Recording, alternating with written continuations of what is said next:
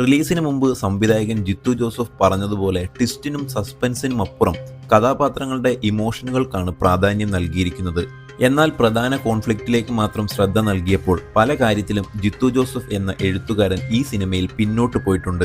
അതിലൊന്നാണ് വീണ നന്ദകുമാർ അവതരിപ്പിച്ച കഥാപാത്രം. ട്രെയിലറിൽ വളരെ പ്രാധാന്യത്തോടെ കാണിച്ച കഥാപാത്രങ്ങളിൽ ഒന്നായിരുന്നു വീണയുടേത്. ജോർജ് കുട്ടിയെ കൊടുക്കാൻ വേണ്ടി വരുന്ന മാധ്യമപ്രവർത്തകയായാണ് വീണ ദൃശ്യം 3-യിൽ പ്രത്യക്ഷപ്പെട്ടത്. ട്രെയിലർ എല്ലാം കണ്ടപ്പോൾ ആദ്യ ഭാഗത്തിലെ ഷാജോണിനെയും രണ്ടാം ഭാഗത്തിലെ മുരളി ഗോപിയെയും പോലെ ഗംഭീര കഥാപാത്രമാകും ഇതെന്ന് കരുതിയിരുന്നു. അതിനെ ശരിവെക്കുന്ന തരത്തിലായിരുന്നു ചിത്രത്തിന്റെ ആദ്യ പകുതി. ജോർജ് കുട്ടിയുടെ കേസിൽ പോലീസിന് വരെ താല്പര്യം നഷ്ടപ്പെട്ടിട്ടും അയാളുടെ യഥാർത്ഥ കഥ ലോകത്തോട് വിളിച്ചു പറയാൻ ശ്രമിക്കുന്ന യാമി എന്ന മാധ്യമപ്രവർത്തക ഫസ്റ്റ് ഹാഫിൽ നിറഞ്ഞു നിൽക്കുന്നുണ്ടായിരുന്നു. ജോർജ് കുട്ടിയുടെ കഥയിലെ ലൂപ്പ് ഹോളുകളിലൂടെ അന്വേഷണം നടത്തുന്ന ഭാഗം അത്യാവശ്യം നന്നായിരുന്നു. എങ്കിലും പല കഥാപാത്രങ്ങളെയും യാമി പരിചയപ്പെടുന്ന സീനുകൾ അങ്ങേയറ്റം ഫോഴ്സ്ഫുൾ ആയിരുന്നു. പ്ലാസ്റ്റിക് എഴുത്തും പ്രകടനവുമായി സിനിമയുടെ ഗ്രാഫിനെ തന്നെ ഈ സീനുകൾ ബാധിച്ചു. അടുത്തത് എന്ത് നടക്കും എന്ന് പോലും മുൻകൂട്ടി പ്രവചിക്കാൻ ഈ സീനുകളിൽ സാധിച്ചിട്ടുണ്ട്. എന്നാൽ ഈ കഥാപാത്രം ശരിക്കും ആരാണെന്ന് രണ്ടാം പകുതിയിൽ റിവീൽ ചെയ്യുന്നുണ്ട്.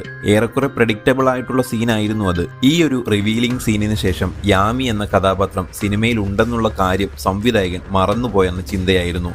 പിന്നീടുള്ള 2 സീനുകളിലും കയ്യിലൊരു ബക്കറ്റും പിടിച്ച് 2 സീനിൽ വരുന്നു എന്നതൊഴിച്ചാൽ കഥയിലൊന്നും ചെയ്യാൻ യാമി എന്ന കഥാപാത്രത്തിനുണ്ടായിരുന്നില്ല. ക്ലൈമാക്സിൽ കൂട്ടപ്പൊരിച്ചിലായി ഒരുപാട് ട്വിസ്റ്റുകൾ തന്നപ്പോഴും ഈ ഒരു കഥാപാത്രത്തെ സ്ക്രീനിന്റെ പരിസരത്തേക്ക് പോലും സംവിധായകൻ അടുപ്പിച്ചില്ല. വൻ ബിൽഡപ്പിൽ കൊണ്ടുവന്ന് അവസാനം ഒന്നുമില്ലാതാക്കിയത് ജിത്തു എന്ന എഴുത്തുകാരന്റെ പരാജയമാണെന്ന് തന്നെ പറയാം. മോഹൻലാൽ എന്ന നടന്റെ പ്രകടനം ഒന്നുകൊണ്ട് മാത്രം മികച്ചു നിന്ന ചിത്രമെന്നേ ദൃശ്യം 3-യെക്കുറിച്ച് പറയാനുള്ളൂ. എന്നാലും ചില സീനുകളിൽ പ്രേക്ഷകരുടെ ക്ഷമ പരീക്ഷിക്കുന്ന മേക്കിങ്ങും ആർട്ടിഫിഷ്യൽ പെർഫോമൻസുകളും കൊണ്ട് ജിത്തു ജോസഫ് എന്ന സംവിധായകൻ മടുപ്പ് സമ്മാനിക്കുന്നുണ്ട്. അതിനേക്കാളേറെ വിമർശിക്കപ്പെടേണ്ട ഒന്നാണ് സിനിമയ്ക്കുള്ളിലെ പരസ്യം. പല വലിയ സിനിമകളിലും ഓരോ ബ്രാൻഡുകളുടെ പരസ്യം വളരെ സിമ്പിളായി കാണിക്കുന്ന പതിവുണ്ട്. മാർവൽ സിനിമകൾ മുതൽ മലയാള സിനിമകൾ വരെ ഇത്തരം രീതി പിന്തുടർന്നിട്ടുമുണ്ട്. എന്നാൽ പരസ്യം കൃത്യമായി പ്ലേസ് ചെയ്തില്ലെങ്കിൽ ട്രോൾ മെറ്റീരിയൽ ആകുമെന്ന് ഒരിക്കൽ കൂടി തെളിയിച്ചിരിക്കുകയാണ് ദൃശ്യം 3. ചിത്രത്തിലെ ഒരു രംഗത്തിൽ സ്വർണം പർച്ചേസ് ചെയ്യുന്നതിനെക്കുറിച്ച് ജോർജ് കുട്ടിയും കുടുംബവും ചർച്ച നടത്തുന്നുണ്ട്. എറണാകുളത്ത് നിന്ന് പർച്ചേസ് നടത്തണമെന്നും സ്വർണം കല്യാൺ ജുവലേഴ്സിൽ നിന്ന് തന്നെ വേണമെന്നും റാണി പറയുമ്പോൾ കല്യാൺ ജുവലേഴ്സ് ഇപ്പോൾ തൊടുപുഴയിലും ഉണ്ടല്ലോ എന്നാണ് ജോർജ് കുട്ടി പറയുന്നത്. എന്താ അല്ലേ, തൊലിയുരിഞ്ഞു പോകുന്ന അവസ്ഥ. സിനിമയുമായി യാതൊരു ബന്ധവുമില്ലാത്ത ഈ പരസ്യ ഡയലോഗ് സത്യം പറഞ്ഞാൽ വളരെ അരോചകമാണ്. യൂട്യൂബ് ചാനലായ കരിക്ക് പോലും ഇപ്പോൾ ഇത്തരത്തിൽ പരസ്യം പ്ലേസ് ചെയ്യാറില്ല. ദൃശ്യം 3-യെ പോലെ വലിയൊരു ഫ്രാഞ്ചൈസി ഇപ്പോഴും പഴയ കാലത്താണെന്നുള്ളതിൻ്റെ ഒരു ഉദാഹരണം കൂടിയാണിത്.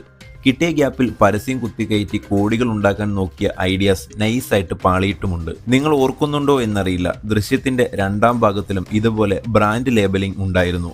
മൊബൈൽ ഗാഡ്ജറ്റ് വിതരണക്കാരായ മൈജി ആയിരുന്നു ദൃശ്യം 2-ൽ പരസ്യ മെറ്റീരിയൽ. സിനിമയിൽ പലയിടത്തും മൈജിയുടെ ബോർഡുകൾ നിറഞ്ഞു നിൽക്കുകയായിരുന്നു. 4ാം ഭാഗത്തിലെങ്കിലും ഇത്തരം വിമർശനങ്ങളെ വിലയെടുക്കുമെന്ന് കരുതുന്നു. നിങ്ങൾക്ക് സിനിമയെ പറ്റിയുള്ള അഭിപ്രായം എന്താണെന്ന് താഴെ കമൻറ്റ് ചെയ്യൂ. വീഡിയോ ഇഷ്ടപ്പെട്ടാൽ ലൈക്ക് ചെയ്യാനും സബ്സ്ക്രൈബ് ചെയ്യാനും മറക്കരുത്.